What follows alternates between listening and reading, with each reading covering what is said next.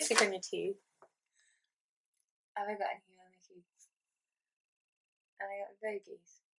No, I have. I won't let you check my bogies. No, you haven't. Why not? Yeah. So our first tip really is to just enjoy the summer before you go to university.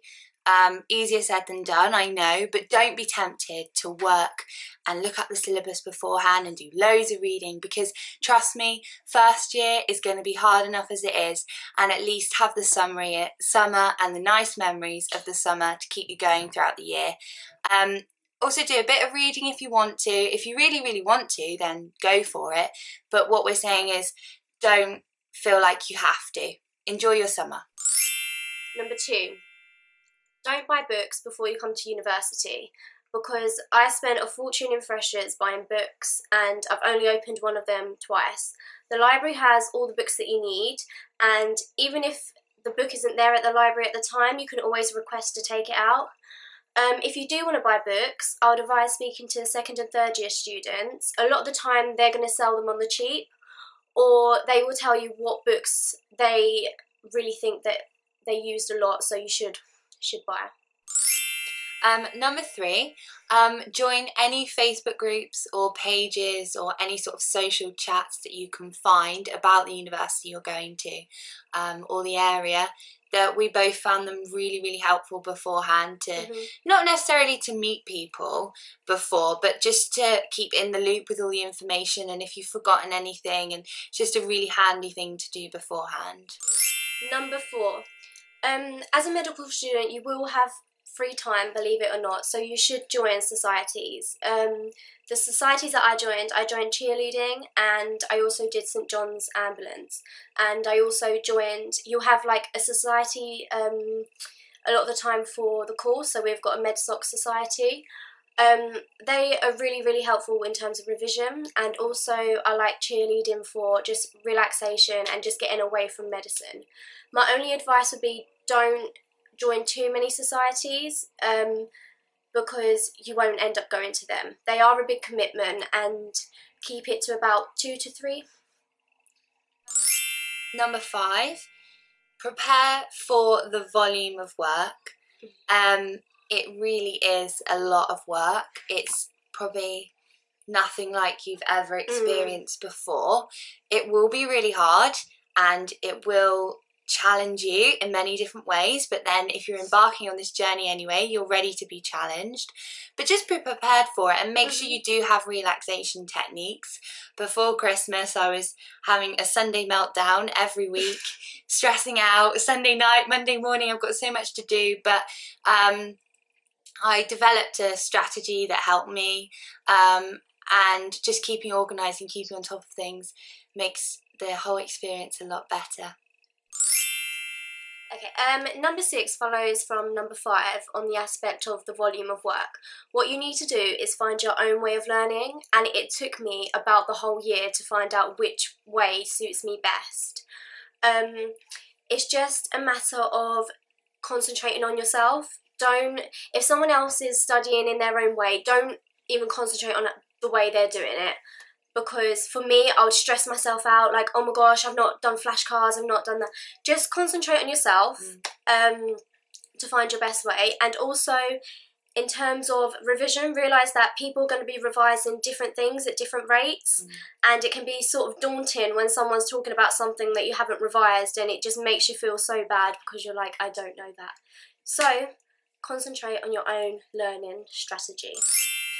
And then number 7 sort of follows on from that still, and that's really expect the unexpected. Medicine is nothing like you've ever done before, in the sense it's not like A-levels, it's completely different. There's no way you'll ever be able to know everything. Maybe someone might, but I mean, people don't, and it's completely different because you come from a position where you're trying to learn everything, but it's not possible at medicine, and at the end of the day, that doesn't necessarily make you a good doctor. It's about trying to know your own limits and building on your knowledge, but also expanding your knowledge in the areas that really interest you. So you'll find, I mean, we've already found that there's things that we do find really, really interesting that we perhaps have gone and I've perhaps gone and explored more than Chloe has, and Chloe's gone and explored more things than I have. So it is really important that you do that, but just to be prepared that you won't know everything and don't let it stress you out. Number 8. What we did as a friendship group was we created a WhatsApp group chat, and at first it was for socialising and everything like that, and that was, I think everyone does that now, creates a group chat, so that was really useful, but it became really important to me during revision time.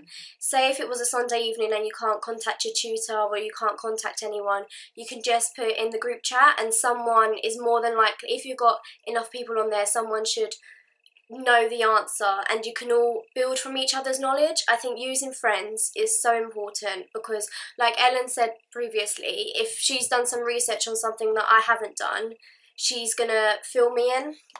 And it's just about bouncing off each other.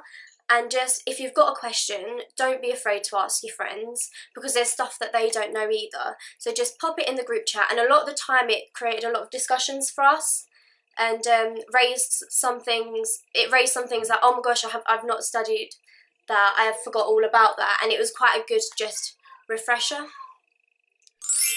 Number 9 is sort of quite a generic university tip in general, but really quite relevant to medical students, is make your room homely. It sounds quite simple, but just putting nice pictures about, getting some nice cushions or bedding, or having your favourite things around you, because you are going to be spending quite a lot of time in your room, most likely studying, and it's just really important that you make that space really homely.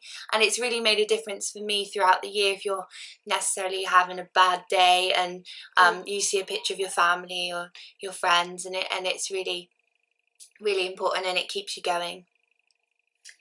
Right. Number 10.